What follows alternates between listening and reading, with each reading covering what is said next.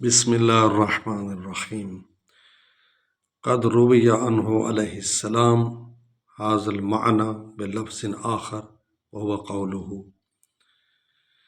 مولا علی علیہ السلام ایک قول آپ کو سنانا چاہیں گے، بہت خوبصورت ہے اور آپ کی زندگی کو بدل سکتا ہے، آپ اس کو توجہ سے سماعت فرمائیں۔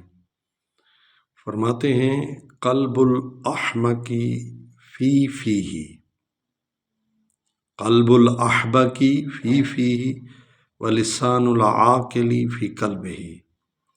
بے وقوف کا دل اس کے منہ میں ہے اور عقل مند کی زبان اس کے دل میں ہے۔ کیا مطلب بے وقوف کا دل اس کے منہ میں ہے؟